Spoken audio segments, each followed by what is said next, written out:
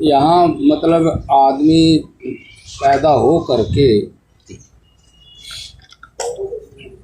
जो आँख नाक कान से ज्ञान होता है, स्वयं का भी होता है, स्वयं मान लेता है भाई मैं ये हूँ, इतना हाइट, इतना मोटा, इतना पैसे वाला, और मैं इस तरह के परिवार वाला हूँ, जो भी है बहुत चीज़ों को वो मान लेवे है जी। जैसा जैसा ज्ञान हो जाने उसको मान लेवे है। जय हो, जय जय जय जय जय हो ना जय।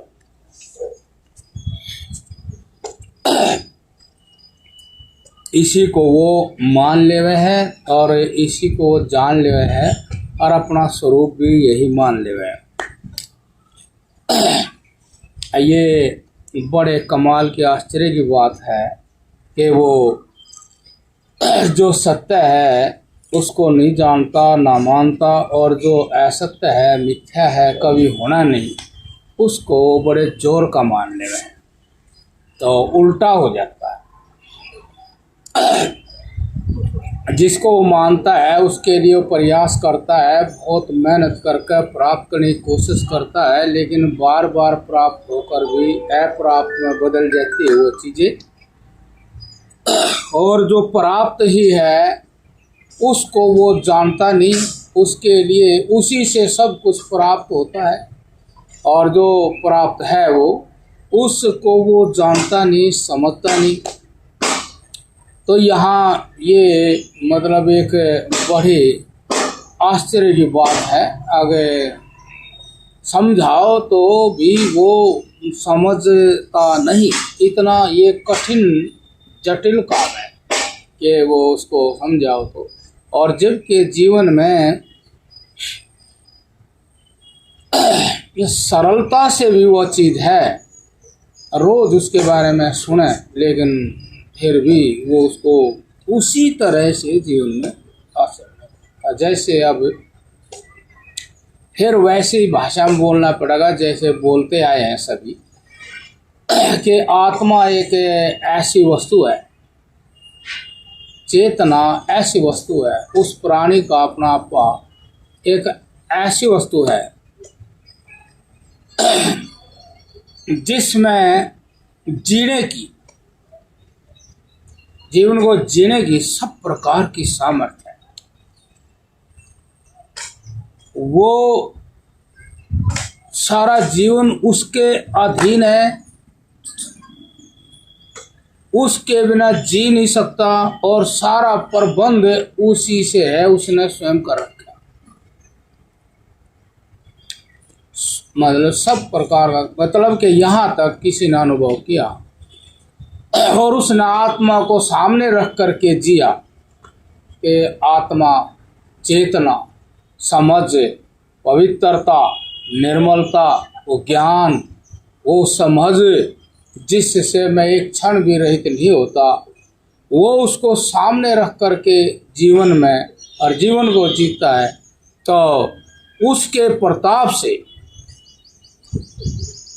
सारे जीवन की सामग्री स्वयं ही प्राप्त हो जाती है और सारी क्रियाएं बहुत ही खूबसूरता से पूरी होती हैं। और वो व्यक्ति जैसे जैसे उसको जीवन में सामने रख कर जीता है तो परिपूर्ण से इस जीवन में परिपूर्ण से संतुष्ट हो जाता है। हाय तो बात, तृष्णा, कामना, ये सारी चीज उसमें होती नहीं, और जबकि सारी चीज उसके जीवन में होती, अच्छा स्वस्थ होता है, तंदुरुस्त, निर्मलता, पवित्रता, सारे साधन वो आराम से जुटा लेता है, खूब अच्छा खाता है, पीता है, कपड़े पहनता है और सुंदर भी हो जाता है और स्वयं में ही संतुष्ट रहता है। वो एक ऐसी विलक्षण चीज है जिसका नाम आत्मा है। तो आत्मा को लेकर घूम रहा है वो जो उसने पूर्णतः निश्चय है, यहाँ तक निश्चय है कि ये आत्मा प्रधान है मेरी दृष्टि में, तो जीवन अविनाशी है, जीवन का नाश। उस आत्मा के संकल्प से ही उसके बहुत सारे कार्य प्रकृति कर देती है। प्रकृति भी उसकी दास है, सारी क्रिया उस ज्ञान के अधीन है। जैसे ज्ञान होगा वैसी क्रिया होगी। लेकिन गलती जन्म से यही है और उसको कोई समझाता है तो कोई मानता नहीं। ऐसे होता क्या है, यहाँ हमारे जीवन में पृथ्वी जल अग्नि वायु आकाश साफ सफा रूप रस का ये है कई रूपों में, ये कई रूप धारण कर लेते हैं। जैसे कि हमारा शरीर है, इसमें पृथ्वी जल अग्नि वायु आकाश ही है, अब ये इस रूप में। अब ये धरती है, इसमें भी पृथ्वी जल अग्नि वायु आकाश ही है, ये इस रूप में। ऐसे फिर नाना पशु पक्षी और ये सब चीजें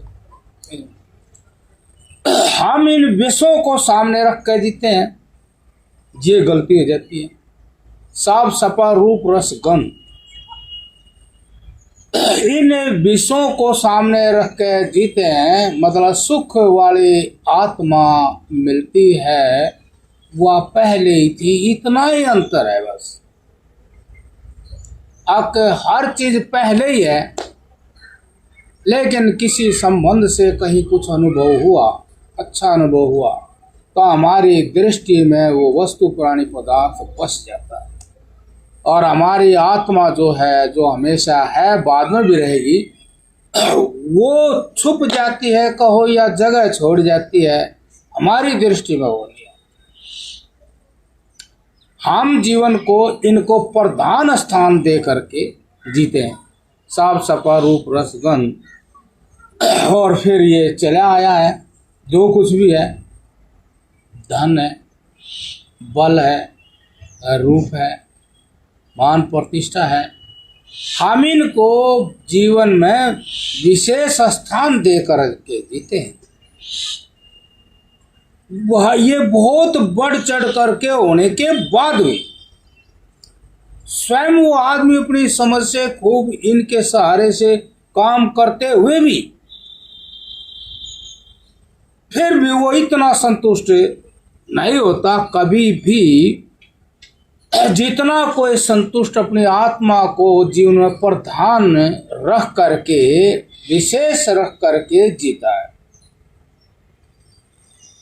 किसी को लगा लो, चाहे कोई गृहस्थी हो चाहे साधु, गृहस्थी में भी कोई उस निर्मल पवित्र आत्मा को, उसकी महिमा को सामने रख कर जीता है तो वो भी, और कोई साधु है आत्मा को सामने रख कर जीता है और उस आत्मा के अनुरूप ही बाहर क्रिया करता है और हमेशा उस आत्मा की स्मृति रखता है, उस निर्मलता की पवित्र वस्तु की स्मृति रखता है, तो उसको जो जीवन जीते हुए और इस काया में जो संतुष्टि मिलती है उसको नहीं मिलती जो संसार के मान प्रतिष्ठा धन दौलत को सामने रखते। वो सारी चीज प्राप्त होने के बावजूद भी सबको इकट्ठी कर लेता है, सारी चीजें उसके पास जमा होती रहती है खूब, लेकिन फिर भी वो उन्हीं वस्तुओं के लिए दीन सा देखा जाता है और उन्हीं वस्तुओं में आसक्ति होने से वो खूब चोरी जारी बेईमाना भी करता है।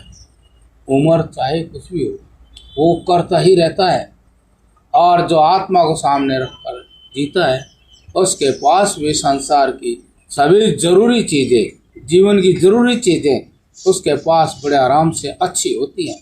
बाकी जैसे कुछ और है उसके अंदर बहुत सहन शक्ति भी होती है, वो सहन शक्ति रखता है।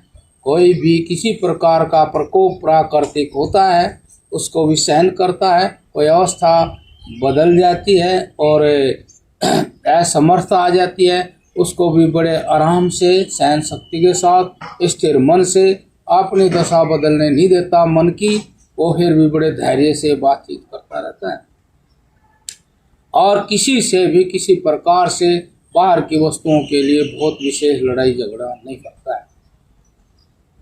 और फिर वो हमेशा अपने जीवन में अपने वार्तालाप में उस आत्मा को प्रधान रखते हुए उसकी महिमा बताते हुए और उसको जीवन का स्रोत मानते हुए समझाते हुए वो ऐसी बात करता है और इस संसार से पूरा का पूरा जीता है। जो आत्मा को मानता है पूरा का पूरा बूढ़ा हो जाए तो भी संतुष्ट रहता है, किसी प्रकार से बुढ़ापे से विचलित नहीं होता, कोई वस्तु ना मिले तो विचलित नहीं होता, मृत्यु का ऐसा डर होता नहीं, आराम से मृत्यु के लिए बड़े आराम से मृत्यु आने वाली है तो भी वो स्थिर बना रहता है। ये स्थिर क्यों बना रहता है? क्योंकि जो आत्म तत्व है उस आत्म तत्व में जिसका मन लग गया तो आत्म तत्व इतना विलक्षण और ज्ञान ज्ञान उसमें है। वो आत्म तत्व जो सारे विश्व के अंदर सब ज़्यादा से ज़्यादा नया नया ज्ञान उसको वो देता है। आश्चर्यजनक, आज ये संसार कहाँ तक कितना विस्तार वाला है, कितना महान है। और ये चेतना है तो संसार है, चेतना नहीं तो कुछ नहीं। इस चेतना में सारे विश्व में जो भी आश्चर्यजनक रचना है उस सारी रचना का ज्ञान उस आत्मा में, उसके ज्ञान का विस्तार ही बाहर निकला हुआ है। इस तरह से वो सब प्रकार के ज्ञान से हमेशा भरा रहता है और जब उसके बीच में उसके जीवन में कुछ बीमारी बुढ़ापा मृत्यु आए वो आए, लेकिन उसकी जो मनोवृत्ति आत्म तत्व के ज्ञान में लगी हुई है वो चौकी पे लगी। बाहर की वस्तु को इतनी ज़्यादा सत्ता ना देने से फिर वो प्रभावित भी नहीं होता उन चीज़ों से, कुछ भी होता है। लेकिन जिसने बाहर की वस्तु को बहुत सत्ता दे रखी है, जिस तरह दी और जिस तरह ली है, वो हमेशा सब कुछ प्राप्त करने के बाद भी उसी तरह से ही बर्तावा और उसकी मनोदशा बनी ही रहती है। चाहे वो आप बताइए अब वो सारी चीज़ के पास होती हुई भी और उसके हाथ से वे फिसलती चली जाती है। जैसे बूढ़ा हो जाएगा तो उसके फिर वो पूछताछ कम हो जाएगी, चाहे वो कितना ही बड़ा हो कितना ही पैसा हो, सारा पैसा है उसके पास जो है बुढ़ापे में उतना ही रहेगा जितना उसको ज़रूरत है। फिर उससे ये सहन नहीं होता कि भाई इतना ये साम्राज्य में छोड़ कर जाऊँगा तो फिर कहाँ जाऊँगा, क्या होगा, दुनिया भर के सवाल उसके मन में रहे। अब कहाँ चला जाऊँगा, छोड़ना पड़ेगा ये सब। वो अंदर ही अंदर उलझा रहता है, बेकार की बात में उलझा रहता है। जो प्राकृतिक घटना है उसको कितना महत्व दे रखा है। भाई प्राकृतिक है, शरीर जैसे जन्म हुआ इसी तरह मृत्यु होनी, ये दोनों ही सत्य हैं, इनको ये कभी कुछ टल नहीं सकते। मृत्यु भी, और जिस तरह मृत्यु आती है वो भी उसी तरह ही आए और उसमें घबराहट होती है। तो मतलब कहने का जो हम बाहर जितना प्रकाश जितना ज्ञान बटोरते हैं, मृत्यु में वो ज्ञान इतना काम का नहीं है। उस ज्ञान ने ये भेद नहीं बताया कि मरने के बाद जीव का क्या होता है। जो भी ज्ञान इंद्रियों का ज्ञान है वो ये बता नहीं पाता कि भाई आप ये क्या हैं और आप इन घटनाओं में कौन है, कैसे रहते हैं, वो नहीं बताता। लेकिन आत्म तत्वों को सामने रख कर हम जब जीते हैं तो उसको पता लग जाता है कि बूढ़े हुए तो क्या हम बूढ़े ही हो गए, यही सच है। ऐसे मृत्यु नज़दीक है तो क्या ये भी सच है कि हम वास्तव में मरते ही हैं। ये क्या सच है कि मरने के बाद क्या होता है, ये सारा सच उसके अंदर आता रहता है। तो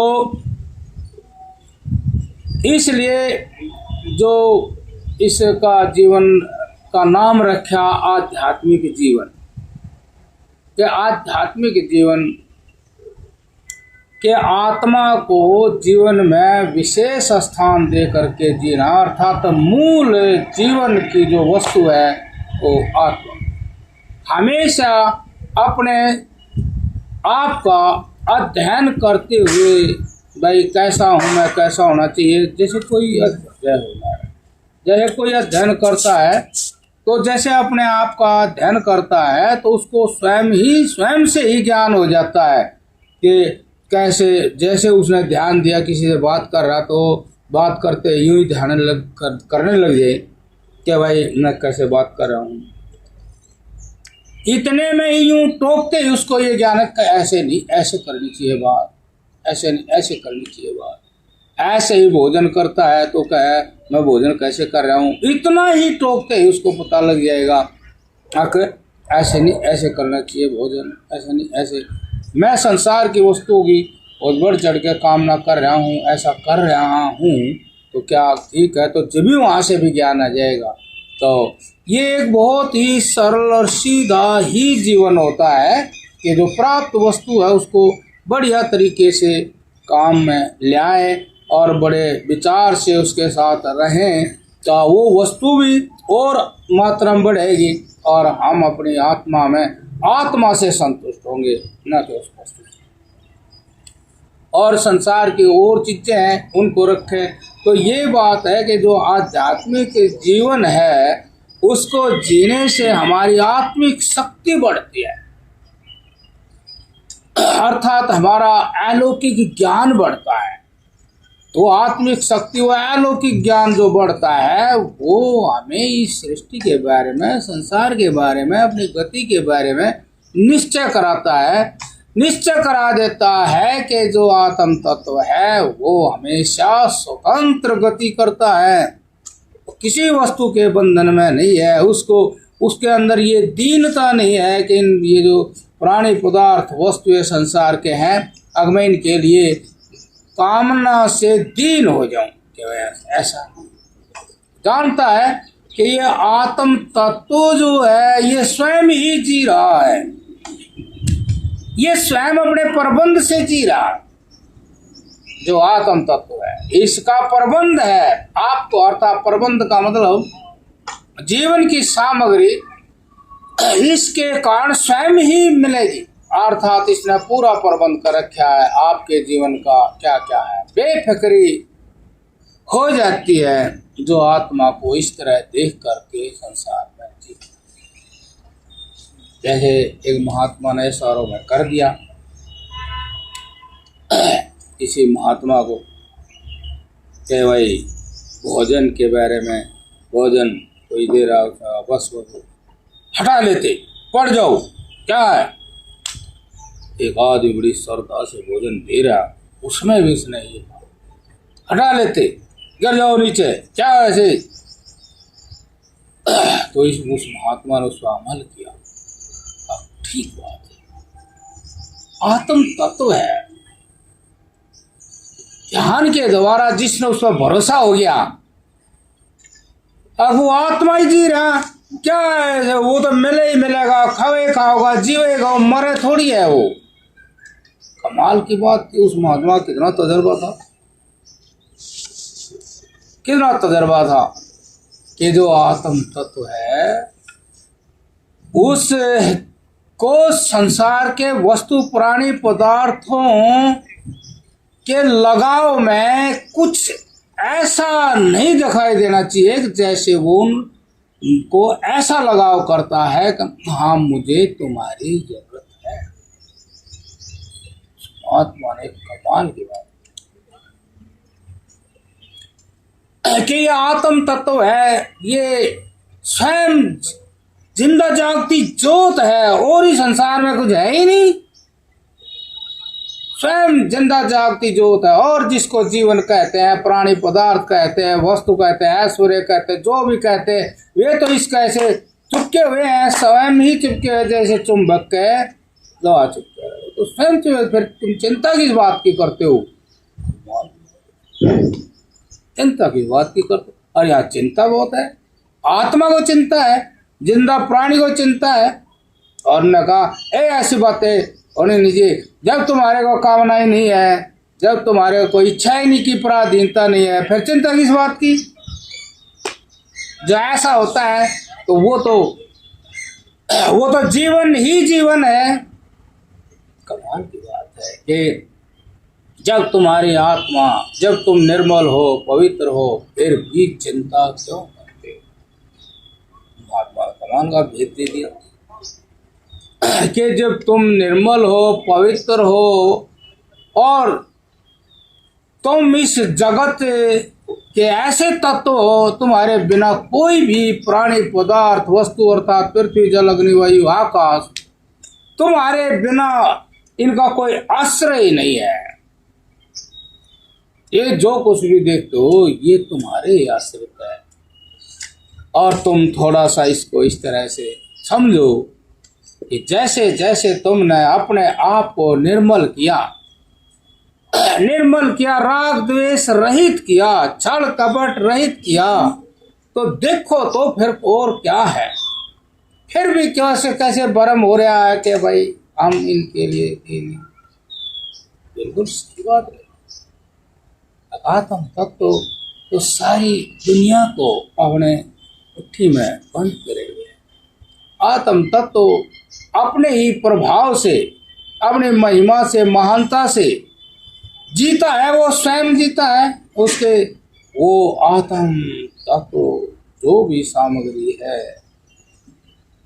वो उसी की है और वो स्वयं आती है। महात्मा ने थोड़े सारे में कमाल का है ज्ञान, जो महात्मा सुन देख रहा था उसको आश्चर्य हुआ कि वास्तव में जो तत्व मरता नहीं है, जो तत्व बीमार नहीं होता, फिर वो मरता ही नहीं है। स्वयं का स्वरूप ही ऐसा है जो मरता ही नहीं है, नष्ट ही नहीं होता है। फिर उसको प्राणी, पदार्थ, वस्तुओं की जरूरत ही क्या? फिर चिंता किस बात है? तो बात सही कि चेतन है वो चेतन किसी से दूसरे थोड़ी,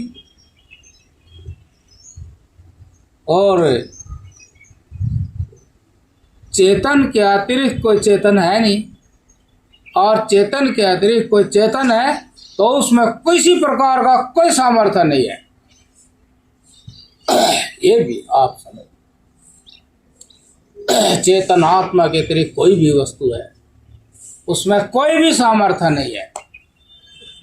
सामर्थ्य सिर्फ केवल वो चेतन आत्मा है। इसलिए उसने कहा जब हम उसके लिए जिए हैं और हम उसमें जी ही गए और हमें वो समझ ही लिया, तो फिर परम स्वतंत्र हो, परम स्वतंत्रता में जीवित हो, ऐसा विश्वास क्यों नहीं हुआ? ऐसा विश्वास, ऐसा वो निर्मल आत्मा पर विश्वास, उसका निर्मल व्यवहार अर्थात क्यों नहीं सब चीजों के लगाव से रहित होकर के निश्चय हुआ कि वो आत्मा स्वतंत्र है, सब आश्रित है, वो उसमें तो कुछ ऐसा है ही नहीं। जय हो जय जय हो जय हो। क्योंकि उस महात्मा ने तो ये अनुभव हो गया था कि हम जहाँ जैसे हो गए हैं तो हम जिंदा हैं, हमारे मौत नहीं है, हम जिंदा है वस्तु, और इस संसार में वही वस्तु है, उसके अतिरिक्त कोई वस्तु नहीं है। ये जितनी सामग्री देखी जाए आँख नाक कान से, यह सारी वो आत्मा का ही रूप है, ये सारी उस आत्मा के चिपकी हुई है। वो और कहीं जा नहीं सकती, रह नहीं सकती। अर्थात जो कुछ भी आप किसी रूप में भोजन, पानी, ऐश्वर्य, जो कुछ भी देख रहे हो उसकी चिंता नहीं करनी, क्योंकि वो तो उसके पहले ही चिपका हुआ, उसका आश्रय ही चेतन आत्मा है। वो चेतन आत्मा की सत्ता से ही इस रूप में है, चाहे भोजन के रूप में, चाहे पानी के रूप में, किसी चीज के रूप में। ये शरीर ही है, ये बोल रहा है, हाथ पैर हिल रहे, ये चेतना है। चेतना ने ही ऐसा रूप धारण किया है तो हमारे दिमाग ऐसे आपके दिमाग में आ जाए तो अब ये इस तरह का, ये जहाँ भी जो कुछ है, ये चेतना ने ही रूप धारण किया है। ये पेड़ है, ये चेतना ने ही रूप धारण किया। फिर और दूसरा क्या है जिसके लिए तू ऐसे चिंतन? ऐसा तो जब ही होता है, जब दीनता तो जब ही होती है जब अहंकार आ जाए। अहंकार आ जाए तो फिर आपस में झंझट, इसी में आपस में झंझट महसूस होगा। हर जब अहंकार है ही नहीं तो ये सारा चेतना का ही रूप है, जो निर्मल है, पवित्र है, विशेष शुद्ध स्वरूप अपने आप में है। तो ये सारे जो चेतना ने रूप धारण की, ये चेतनाएं के लिए तो धारण किए। चाहे कोई फल है, कुछ भी चीज है, जहाँ चेतन निर्मल आत्मा है, ये सब उसी के ही है। इसीलिए वो महात्मा बेफिक्र है। क्या तब है चेतन आत्मा हो तब निर्मल। तेरे में कुछ अहंकार आ गया तो गड़बड़ है, तेरे में अहंकार आ गया, किसी वस्तु का राग हो गया तो गड़बड़ है। तू ही महसूस करेगा कमी, कमी तेरे में ही आएगी, फिर कमी से कमी आएगी तो फिर टेंशन हो जाएगी। और जब तू पवित्र है, निर्मल है, तेरी पवित्रता निर्मलता ने ही तो ये सारा सब कुछ धारण किया। तेरे पवित्रता निर्मल जो स्वरूप ही आत्मा का, उसी ने सब कुछ धारण किया। मनुष्य, पशु, पक्षी, कीड़े मकोड़े और बादाम, काजू, मिठाई सब उसी पवित्र निर्मल आत्मा का सामर्थ्य है। वो बहुत बड़ा वैज्ञानिक है। फिर दूसरी दृष्टि कैसे बनाए? दूसरी दृष्टि बनाए कि भी तो नहीं, इसको कुछ कह दिया तो भाई भगत है, नाराज हो जाएगा। और रोटी देवा यो कदे, फिर रोटी भी ना लाओ, फिर आवे ना तो फिर यो भया था कि भी तो नरमाई करा था, बसरा गिर जाएगा, बसरा तो इसीलिए तो वो करे। वो तो उसको महात्मा प्रधान वस्तु को जो मरती ना जीतती ना, उसका मतलब ही नहीं। हम तो वहां जी रहे हैं, और वहां जी रहे हैं तो अपने आप सब कुछ चला अपने आप। जब वो जी रही है चेतना, इतना कमाल का जो सच है वो इतनी जल्दी तो धारण हो सकता। हाँ, यदि साधना करके उसकी सिद्धि कर ली तो धारण तो है। महात्मा तो बेफिक्र बैठे रहे। महात्मा किसी के लिए तो स्वतंत्र जी रहा, बैठे हैं, चल दिया चली दिया है। और उसके सामने जो आया उनके साथ निर्मलता से व्यवहार कर रहा, वह सारी प्रॉपर्टी उसके सामने आएगी। वो तो अपनी सारी महिमा में घूम रहा है, तो सारी आएगी। वो प्यार से वो निर्मल मन से बात करेगा। कोई भी मिला वो आएगा, हाँ जी सब नहीं देखते। क्यों? वे जो हाथ जोड़ेंगे वे अहंकारी हैं, और वे जाना है जिस तरह ये बोल रहा है ऐसा तो हम बोल नहीं सकते। ऐसे बोलने वाले के साथ तुम गलत व्यवहार करोगे तो वैसे ही मार खा जाओगे। ये तो बिल्कुल इसने तो सब कुछ छोड़ रखा है और अपनी आत्मा में जिए मस्त और स्वस्थ है। और उसके अंदर भी आत्मा तो सबके अंदर है। उसको हम आत्मा को पूरी तरह से पत्थर की नहीं बना सकते, उसको पूरी तरह से कोई ऐसा पर्दा नहीं डाल सकते कि उससे किसी प्रकार का भी कोई लक्षण दिखाई ना दे। ऐसा तो आप कर ही नहीं रहता। आप कौन हो? जब भी तो करोगे, आप हो ही नहीं है तो चेतना आत्मा। अहंकार की कोशिश करो, धन का अहंकार धन से दबाने की कोशिश करो, ये भी दबने की नहीं। बल कर लो, खा पी का वही हजम कर रहे हो, अभी वो भी कर लो तो भी वह दबने की नहीं। इसीलिए हमेशा चाहे कोई कितना ही ताकतवर हो जाए, कितना ही धनवान हो जाए, कितना ही बड़ा सम्राट हो जाए, लेकिन जब झूठ बोला जब भी वो कहे झूठ क्यों, और वो बोल ही देगा तब बिल्कुल नोट हो जाएगी। तना फलाने दिन इतनी झूठ उस चीज के लिए बोली थी, और वो कह रहे वो भी किस तरह है, ये इतना बड़ा जीवित हो, वे कहीं कसर क्या रहेगी? प्रमाणित कर रखे ना ऐसे ऐसे, अब क्या कसर रहेगी? इतना बड़ा मना तो सारे कैद कर रखे हैं, देवी देवता पावर इतनी होगी, चाहे जिस तरह भी हुई लेकिन वो नहीं हो सच्चाई नहीं पार में सबका बड़ा बन जाओ, सबका बड़ा बन जाओ। लेकिन वहाँ भी दूसरा ऐसा आया, अब उसने सबको आजाद कर रखा है और अपना आत्मा पूर्णतः निर्मल पवित्र है। जब वो टकरा जाते हैं तो उसने फिर हार माननी पड़ती है। जो अहंकारी है जता रखे है कई जगह हार माननी पड़ती है अहंकारी ने, और वो सारे काम ठीक करता रहता है, उसका फल भी नहीं चाहता। और अहंकारी सब काम करता है और फल भोगने के लिए करता है। मैं इतना बड़ा महाराज बन गया, इतना बड़ा भाई धनवान बन गया, और वो करता है फल भी भोगता है, वो करता है। फिर कुछ 5-10 को दाब ले नीचे, फिर वो नुमान ले अभी, और फिर कोई पवित्र निर्मल आत्मा हो तो बोलना सामने, तो उसके सामने वो पावर है उसके अंदर, मतलब पावर ऐसी है, मतलब आत्मा यदि संकल्प कर ले तो उसकी बड़ी ताकत प्रकट हो जाएगी।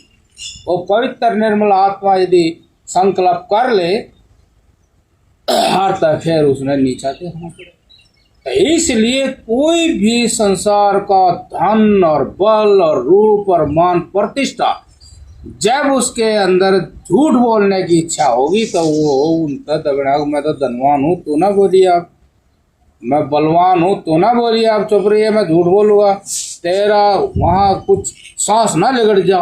लेकिन वहाँ भी हो गया झूठ क्यों बोल रहा है, अर्थ ने कितनी है झूठ बोलती है, तू समझ ही नहीं रहा, रोज ही झूठ बोल ले तू, उसको बंद नहीं करता।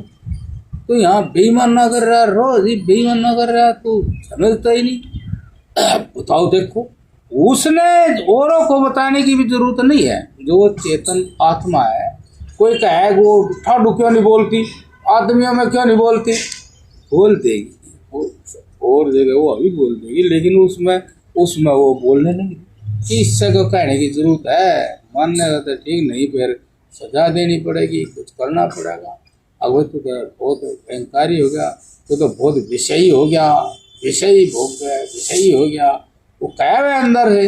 अब क्यों वो जब भी तो उसने सारे काम छुपा करने पड़ रहे, वो ही बैठा भीतर, वो बोल, अब वो है, वो ज्ञान तो है उसने, अब भाई है ऐसा कोई देवता ये खुल्लम खुल्ला नहीं करने देता, और जो उसके अनुरूप कार्य है खुल्लम खुल्ला करने दे।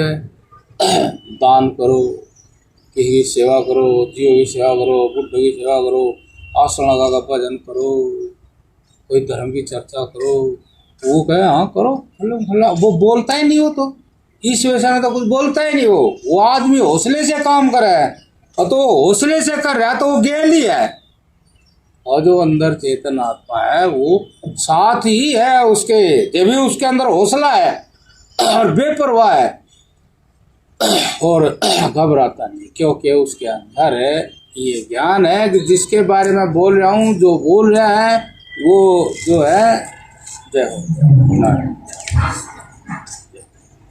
जय हो जय हो जय हो जय हो जय हो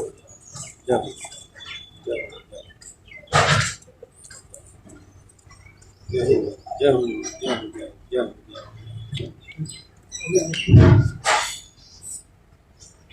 मान ले बाहर की आसक्ति, मान राग है, बाहर के प्राणी पदार्थ वस्तु और सुख है, उसके प्रति राग बढ़ता जाता है, तो बढ़ता जाता है, तो वो उतना ही आदमी चोर होता जाता है, बेईमान होता जाता है, लुकता जाता है, ये भी आप घबराता जाता है, लुकता भी जाता है, खम्मा खा डरे भी रहता है। वैसे खम्मा खा के नहीं डरता, बात तो कुछ है। और जो जितना निर्मल और पवित्र होता चला जाता है, विचार इतना जागता है, विवेक ज्ञान इतना जागता है, वैराग्य इतना जागता है कि वो बेपरवाह होता जाता है, उसका जीवन की कोई सीमा ही नहीं है। जैसे आप आकाश की तरफ देखोगे तो उसकी कोई सीमा ही नहीं है।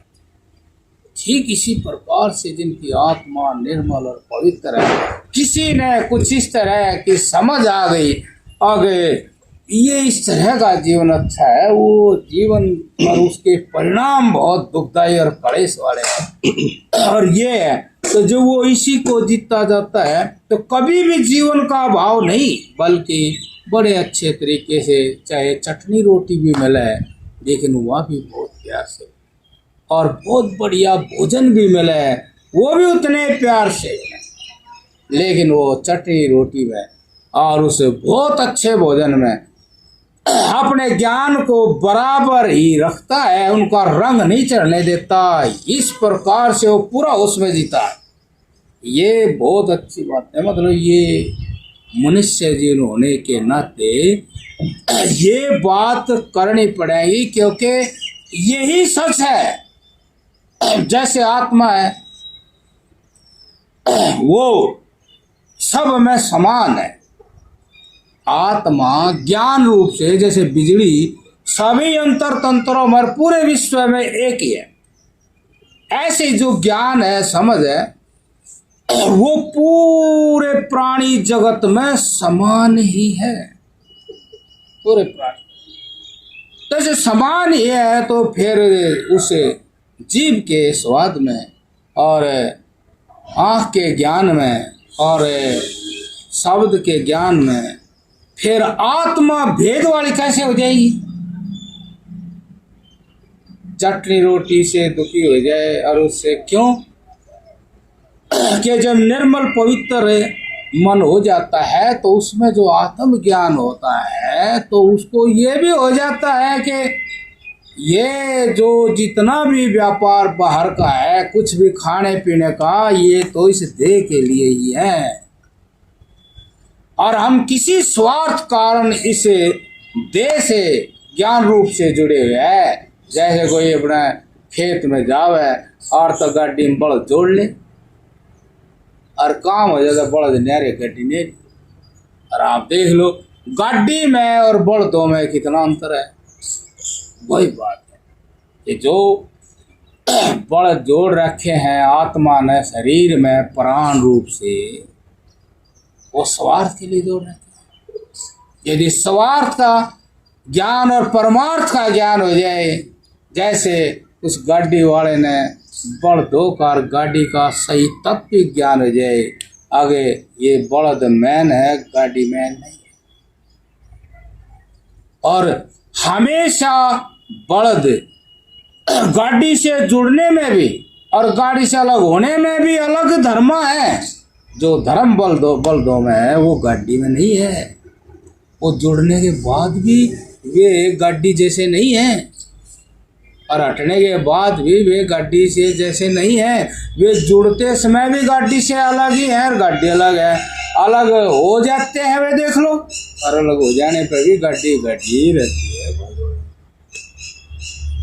ऐसे जो इस काया के अंदर स्वार्थ से, और वो स्वार्थ जो बाहर मतलब अपने आप को बाहर धन रूप से, फायदे रूप में, सुख रूप में जो दिखाई दे रहा है, केवल उसी कारण से वो, नहीं तो बड़द अपने जगह बैठे रहे, गाड़ी अपनी जगह खड़ी रहे। इसी प्रकार से चेतन आत्मा हमेशा शरीर में भी या शरीर से बाहर हमेशा अपने स्थान में, अपने स्वरूप में मस्त रहती हो। उसने गाड़ी से कोई मतलब, जैसे बड़दों ने गाड़ी से कोई मतलब, कोई मतलब। ऐसे ही इसके अंदर जो चेतन आत्मा है, आप संसार में कितना ही बढ़ चढ़ करके कोई भी काम करते हो, कर लो, कितना ही कर लो, बढ़ चढ़ कर ईमानदारी से, बेईमानी से, किसी तरह कर लो। ईमानदारी से करो तो भी कुछ नहीं, बेईमानी से करो तो भी कुछ नहीं, लेकिन चेतन आत्मा ही रहेगी। वह संजीव है, चेतन है, मृत्यु उसकी नहीं होती है, वह मरण धर्मा नहीं है। आपके शरीर में यहाँ ऐसे किया जाए तो वो चेतना ही को अनुभव होता है, शरीर को नहीं। आप ही कहोगे कि चेतन है, तो वो सवार से चेतना जो जुड़ रही है तो उसने महसूस हो रहा है गाड़ी खींचनी पड़ रही है, बहुत दोनों पता है। यदि परमार्थ का ध्यान हो जाए, परमार्थ का ध्यान ये है, जैसे इस शरीर में बच्चा हो, जवान हो, बूढ़ा हो, जो समझ है मैं करके, वो हमेशा एक जैसी ही रहती है। शरीर बीमार हो जाए तो भी वो ऐसी ही रहती है, बूढ़ा हो जाए तो भी वैसी ही रहती है, हाथ पैर कट जाए तो भी वो चेतना नहीं कटती, ऐसी ही रहती है। और जिसने इच्छाओं को शांत कर दिया तो उसने वो चेतना जैसी है वैसी ही समझ में आती है।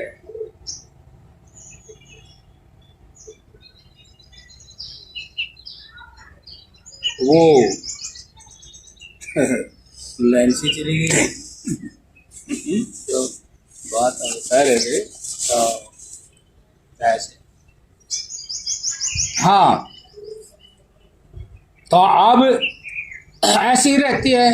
ठीक ऐसे जैसे मटका होता है, तो मटके को हम स्वार्थ के लिए बनाते हैं, पानी डाल करके प्यास बुझाते हैं। ये प्यास बुझाने के लिए ये स्वार्थ है।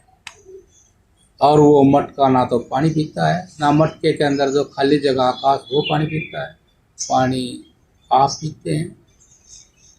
ठीक इसी प्रकार से अब मटका टूट भी जाए तो भी मिट्टी रूप रहेगा, और जुड़ भी जाए तो भी मिट्टी रूप रहेगा। जैसे मटके में जो परमार्थ तत्व है, परमार्थ तत्व परम अर्थ परम धन वास्तविकता, तो जो मटके में जो पदार्थ वास्तव में है, जो मटके का रूप धारण ले गया वो परमार्थ तत्व है। तो किसी हाल में भी रहो अपने धर्म को नहीं छोड़ता, अर्थात मिट्टी भाव को नहीं छोड़ता। टूट जाएगा तो भी मिट्टी है, वो जुड़ गया तो जुड़ने के बाद भी मिट्टी है, अर्थात मिट्टी जो वस्तु है मटके में वो सदा एक साथ रहती है। ठीक इसी प्रकार से शरीर में, शरीर बच्चा हो, जवान हो, बूढ़ा हो, बीमार हो, कट पट जा, टूट जा, कुछ भी हो, लेकिन चेतना आत्मा वैसी की वैसी रहती है। सारी बात बता देगा। अब मेरा भाई वो इतने साल में लकवा हो गया था, मेरा ऐसा हो गया था, वो सारी बतावे। शरीर बता नहीं रहा, पहले वाला सोच था जो बता नहीं रहा, लेकिन चेतना बताए। इस तरह शरीर के अंदर जो परमार्थ तत्व है वो आत्म तत्व है, जो परमार्थ तत्व वो आत्म तत्व है, और स्वार्थ तत्व है वो विषय है। उस विषय स्वार्थ के लिए आत्मा ने ये शरीर रूप धारण किया है, जैसे मिट्टी ने स्वार्थवश मटका रूप धारण किया है। लेकिन मिट्टी का कुछ नहीं बिगड़ता, मटका टूट जाए तो मिट्टी मिट्टी रहती है। ठीक इसी प्रकार शरीर में कितने परिवर्तन आ जाए, चेतना आत्मा आत्मा ही रहती है, वो कभी बदल नहीं सकती।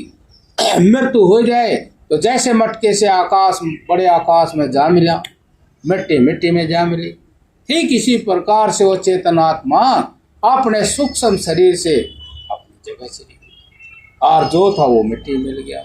तो मतलब जो परमार्थ तत्व है वो घटनाओं के साथ, परिवर्तनों के साथ नहीं बदलता। यदि व्यक्ति इस तत्व को लेकर के संसार में जीव है तो फिर ये सारी सृष्टि बदल जाएगी उसकी। मतलब जो प्राणी पदार्थ वस्तुओं के लिए, सुखों के लिए कुछ कुछ आए तो बार वो बेईमानी, वो कुछ भी करे, ये सारी सृष्टि बदल गई। जैसे महात्मा कोई बन गया, बदल गई सृष्टि। महात्मा ने कहा ये ले ले, यो ले ले, यो ले ले, यो ले ले, बस भाई बस भाई बस भाई। और महात्मा किसी का काम नहीं करता, बस एक ही तत्व ज्ञान ऐसा जिससे उसके जीवन में महासंतोष दिखाई दे, और जहां भी बैठेगा कोई भी बोलेगा उसकी वाणी इतनी खूबसूरत निकलेगी जो सुनने वाले के लिए अलौकिक है। कैसी बात कर रहे हैं। और उसको वो कुछ भी दे दो तो वो, हाँ, जैसे एक महात्मा भिक्षा कर रहा था तो घर में से वो लड़की कुछ पैसे लाई, महात्मा ने कहा खाने की चीज दे दो पैसे। अच्छा, चावल लिया, वो चावल अपने महात्मा ले गए उसी के दरवाजे पे, पागलों की तरह ऊपर का बैठ कर खाने लगे। अक्सुक के चावल भी खाया। बताइए दाल लेगा? अब क्यों कहा दाल लेगा? उसकी निर्मल पवित्र निष्काम निस्वार्थ आत्मा का प्रभाव था, और उसने ऐसा प्रभाव डाला कि तो ही गलत हो जाएगी। ऐसी चावल खा जाएगा और तने सही नहीं चीज दी। देखिए न्याय हो गया। उसके अंदर ही गलत और सलत का विवाद चालू हो गया, और उसने कहा दाल लेगा।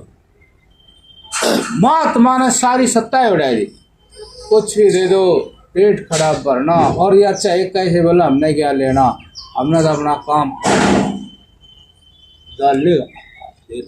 वाह क्या दाल लेगा? उस छोटी उम्र की लड़की ने करा दे दो।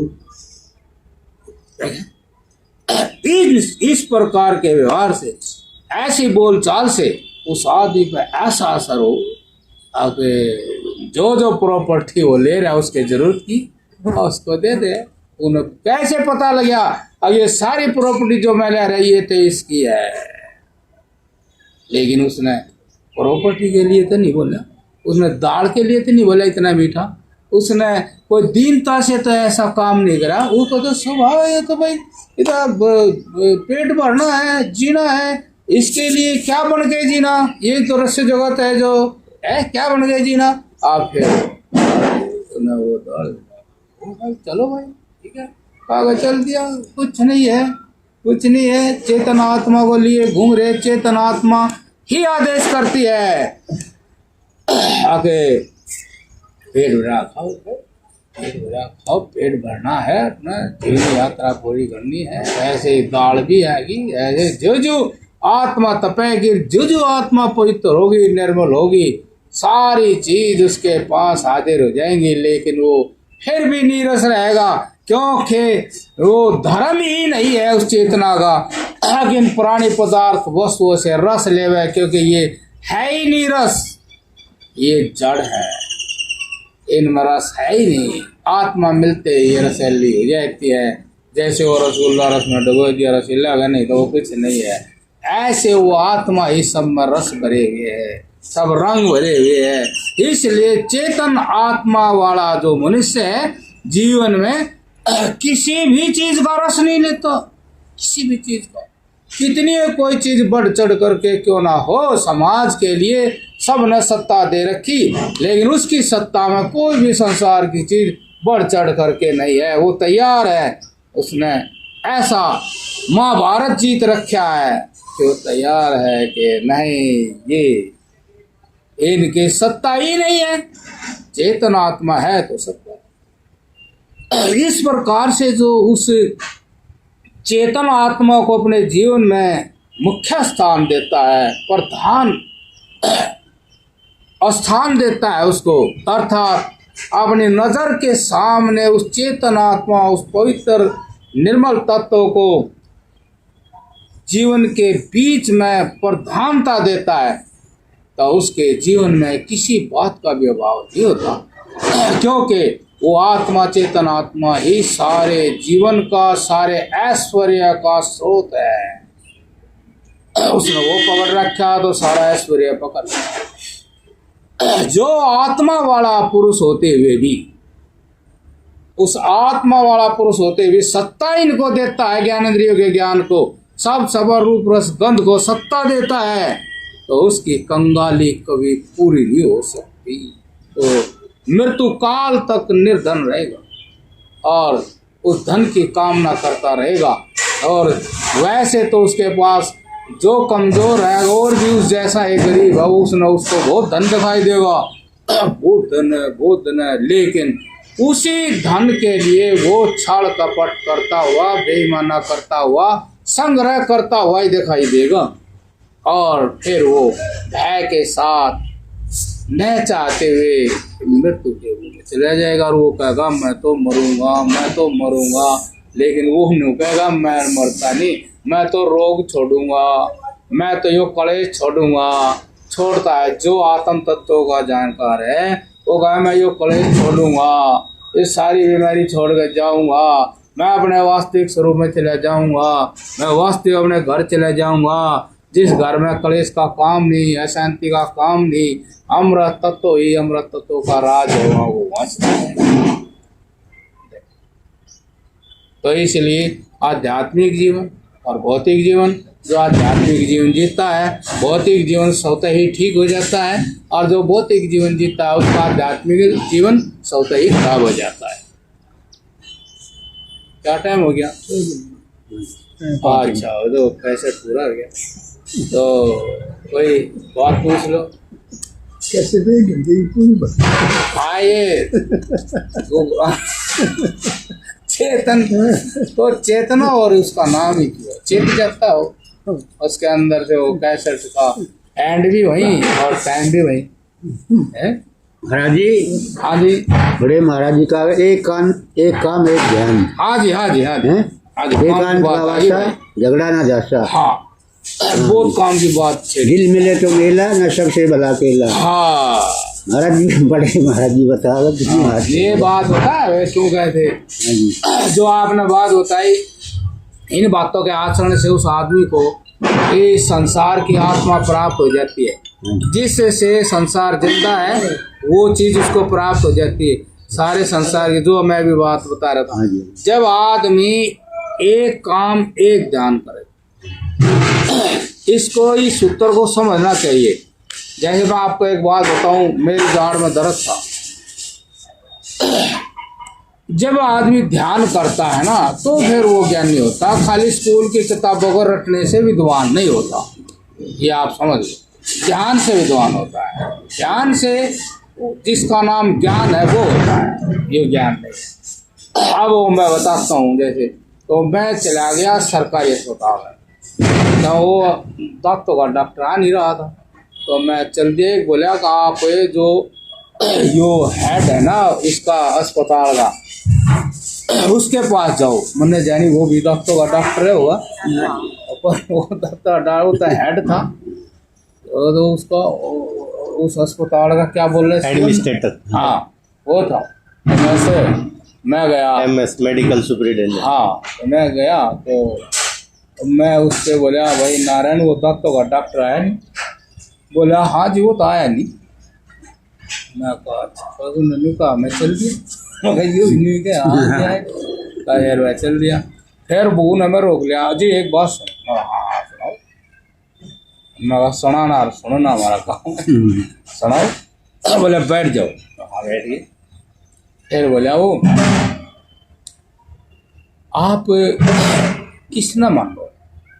मैंने जानी ये इससे क्या, ये तो मानने मनाने वाली बात है कि जानने जनाने वाली थे नहीं है, मानने में भी कर भेद लगेगा बात का सही।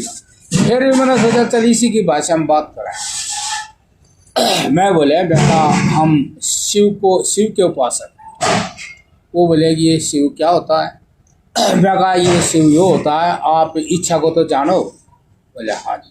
मगर जिसमें इच्छा नहीं होती, ऐसे इच्छा रहित ज्ञान का नाम शिव है। जो इच्छा के न होने के कारण वो शांत है। तो वो चुप हो गया, वही बात बताई। फिर बोला ये कैसे प्राप्त होता है? मगर ये एकाग्रता से प्राप्त होता है। क्या आप अपने किसी भी कार्य को करो तो अपने मन वृत्तियों को एकाग्र कर दो, वही मन होना चाहिए। वो जो एक उसका कारगिल का युद्ध था, ये आप बात कर एकाग्रता का, इतने एकाग्रता करे, इतना तो दुश्मन गोली मार देगा जवान गए। मैं थोड़ा मुस्कुराया, मैं कहा क्या है तो बात, इतने पढ़ जाए और इतने बड़े अधिकारी हो जाए, लेकिन उनको जीवन के वास्तविक मूल का नहीं। मैं बोला बात सुनो ध्यान से। बिखरे हुए मन के कारण क्या होते हैं? जब काम आप यहाँ कर रहे हैं, कामना मन को उड़ा ले गई, तो काम क्या करोगे आप? मैं कहा जो जवान मन को एकाग्र करेगा तो उसको बोध हो जाएगा तू है क्या और तेरा कर्तव्य क्या है। उसको बोध हो जाएगा एकाग्रता कर्तव्य का बोध कराती है। अब तू कौन है, क्या करना चाहिए, उसमें वासुदेव भगवान प्रकट हो जाते हैं। जब वो एकाग्र होगा तभी उसको ज्ञान होगा, ओ देश की रक्षा करनी है, ओ दुश्मन सामने है, एक भी गोली मिस नहीं जानी चाहिए। वो अपने कर्तव्य के बीच में हाजिर हो गया तो उसको उस समय किसी चीज का बोध नहीं होता, चाहे उसके बच्चे हो, घर छोटे छोटे बच्चे हो, चाहे भी बच्चे बिना हो, शादी हुई हो, लेकिन उस वक्त उसको उनका कोई ज्ञान नहीं होता, क्योंकि एकाग्रता में कर्तव्य का बोध होता है और बिखरे मन में कर्तव्य का बोध बिखर जाता है। और मैं कहा यदि वो बंदूक ठावे, अरे भाई घरानू है, घरानू इतना तो वो अगला गोली मारता है कि वो तो सो रहा, बताइए। फिर वो मैं कहा क्या ज्ञान है, क्या करो, तुम जानते ही नहीं। अगर हमारी जो एनर्जी है, ऊर्जा है, वो आत्मा है, चेतना जब इकट्ठी होती है तो ज्ञान का रूप बन जाती है, तुम्हें वो बताती है तुम्हारा कर्तव्य क्या है। और जब वो बिखर जाती है तो तुम्हारे सामने कोई भी चीज है, लालच में उसी में बिखर जाती है। चुप हो गया, ये बात एक काम एकाग्र करना मतलब एक काम एक ध्यान, समझिए ना, एक काम एक ध्यान का, एक काम एक ध्यान में वासुदेव भगवान प्रकट हो जाए। और जब हमारे अंदर कामना होती है तो हम काम से गैर हाजिर हो जाते हैं, और वो जो कामना है वो उस वासुदेव को ढकले आवरण हो जाता है? और ये हमने सत्य भाषा में बताया, लेकिन गीता में भगवान ने कहा, जब अर्जुन ने कहा, अगर आप बार बार समझाते, लेकिन वो कौन सा बल है ऐसा जो मुझे इस तरह से जबरदस्ती खींच ले जाता है, जैसे तेज हवा नाव को खींच ले जाती है, कौन सा बल है? जो उन्होंने कहा ये काम बल है, ये काम बल है, इसको तू बल पूर्वक, अब ये काम में ही बल है और तेरे में कितना बल है यही पता लग जाएगा। तो इसलिए इस काम बल को तू बल पूर्वक सारी 100% ताकत लगा, इसी के नीचे तो मैं हूं, इसी के नीचे में, ठीक है ना? हाँ, अब वो कैसे, हमने ताकत कब आएगी हमारे अंदर, जब हम पूरी तरह 100% समेट के एक जगह ढेर हो जाएगा हमारा, और काम भी ढेर हो जाएगा, और आप उससे मुक्त हुए इतने परमानंद महसूस करेंगे। उस परमानंद स्वरूप आत्मा में कहीं भी बुढ़ापा, मृत्यु, भय और चिंता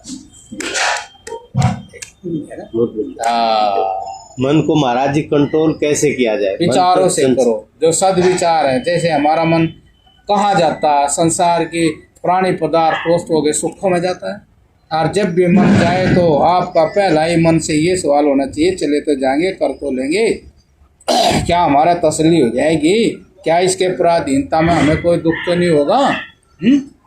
जय हो, क्या हमें जय यो सदा जब चाहे जब मिल जाएगा, और सदा हम इसी सुख को भोगते रहेंगे। और तो जब ऐसा चिंतन आप करोगे तो आपको सारी चीज़ बदलती हुई दिखेंगी। तो बुढ़ापे में तो मिले नहीं, बीमारी में तो मिले नहीं, जब चाहो जब भी नहीं मिलने का है। मतलब इतना चिंतन हो तो देखो, चिंतन करते जो है, मतलब ये ऐसा ही कोई लड़का चेतन सा था, वो बोला अब यो भी क्या सुख है, अभी अभी सुख की इच्छा हो रही है, सुख के लिए वहां जाना पड़ा, इतना तो बदल ले जाएगी इच्छा। सुख तो ऐसा होना चाहिए अपनी जेब में जैसे बंडल माचिस है, जब भी अपनी इच्छा ही ला ली, तो सुख तो ऐसा होना चाहिए जेब में, काट ले लिया, काट ले लिया, यो क्या सुख की इच्छा यहाँ और ही सुख है भी नहीं, चलो भाई धक्के खाओ कहीं कहीं, ये क्या सुख है देखा? इसलिए ऐसा कोई सुख नहीं, अब सुख की इच्छा है और ये सुख है नहीं पास में, फिर अंडो टक्कर मारते कहीं तो। इसलिए ये इस तरह के विचार हम करेंगे तो मन को फिर अपने आप ही ज्ञान हो जाएगा कि सही बात है, जैसे तैसे सुख लेवे भी, कोशिश भी करेंगे जैसे तैसे, लेकिन कुछ एक ऐसा समय भी आएगा हम जैसे तैसे सुख नहीं ले पाएंगे, है ना? तो फिर हम अपने मन को शांत कैसे करें? और सुख से शांत होता है, उसी सुख से शांत हो जाता है, तो फिर हमने अभी कोई इलाज करना चाहिए, तो देखते हैं त्याग करके उस सुख का त्याग करके जब सत्य तो ये आया ना ज्ञान, अब ये सदा रहने वाला नहीं, मन चाहो जब मिलता नहीं तो बस, तो फिर ऐसी पराधीनता का सुख, और कई बार चाहे चाहे जाओ मिलता है नहीं। आज हम अपने मन से इसका त्याग कर रहे हैं सुख का, और अपने मन को कहीं संसार में या अपने मन में जो चीज हमारे पास है उसी में लगा बैठे हैं, तो हम शरीर में कहीं किसी पॉइंट में लगा हुए हैं। और जब मन जा फिर समझाओ, जैसे छोटा बालक हो, उसकी माँ दुखी होती है, बार बार उसको समझावे, समझाना पड़ा, उसने उससे प्रेम है, और छोटा छोटा बालक का फिर चल दे, फिर कर दे, किसी चीज ने ठावर कर दे, फिर उल्ला पकड़ के फिर समझावे।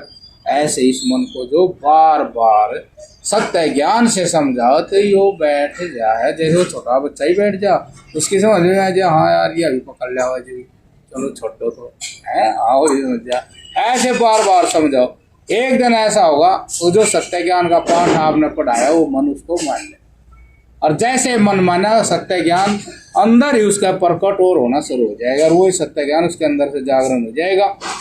वो जो सत्य ज्ञान आपका जाग जाए, उससे फिर ये आपको दुनिया में कोई भी वस्तु दिखाई नहीं देगी, और आप उस सत्य ज्ञान को लिखोगे, ओहो आश्चर्य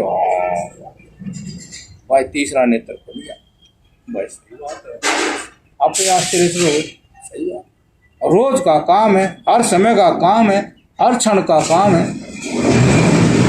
ये है एक रक्षा की हरदम खोज अनोज हजिर त्रिवेणी के तीर, त्रिवेणी मतलब गंगा जमुना, पिंगला पिंगला सुषमना है, फिर ज्ञान के तीर चलेंगे। लेकिन हरदम खोज अनोज हजिर, हर कार्य में हर क्षण में आप उस सत्य के चिंतन में, पता भी नहीं लगता कब चला गया कब आ गया। हाँ वो ज्यादा वैसा हो गया ना बेफिक्री, इसलिए पता नहीं चलता है ना, आदत में है, बाहर की आदत में निर्मल में है, शक्ति बन गई ना, शक्ति बन गई वाह, हमने दी शक्ति दी, और के कहीं से ले आया हो, चेतन आत्मा से। अब तार में भी या करंट है, करंट हमने मारते हैं तो तार करंट मारा, तार में करंट बिजली आया नहीं होगी, के पावर है, हाँ कट लग रहे हैं तार में, कवर जो है उस पे कट लग रहे हैं।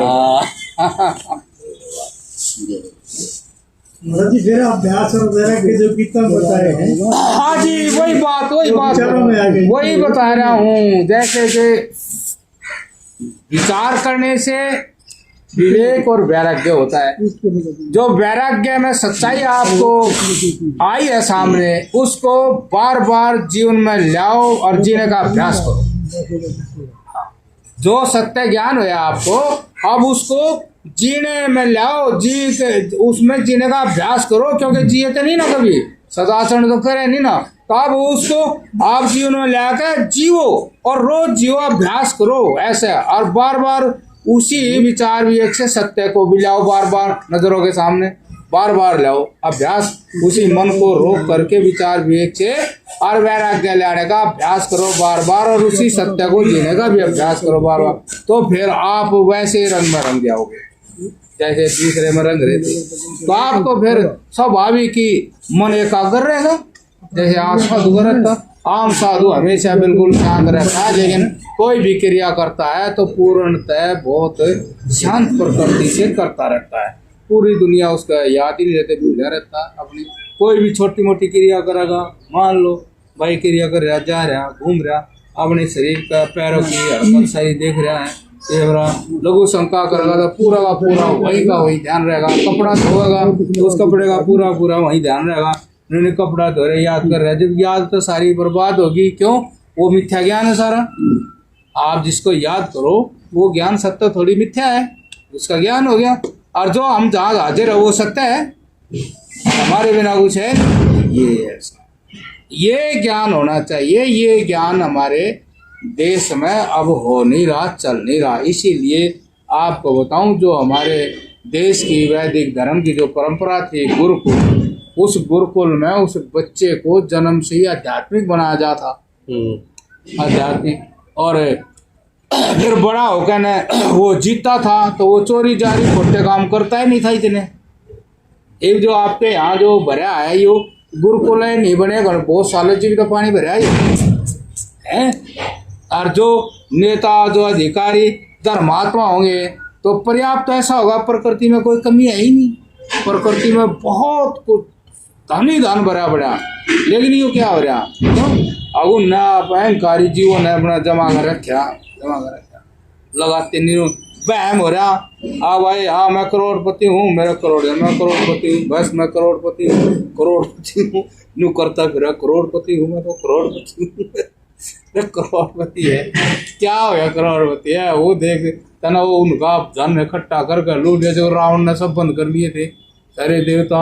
आओ मैं देवता तो ऊपर हूँ, मैं देवता तो ऊपर हूँ, तो होया तो वो रोया तो नहीं, प्रवेश कर दिया उसने, सब व्यवस्था खराब करती, व्यवस्था खराब करती, नहीं तो हो रहा तेरे को क्या हो रहा है?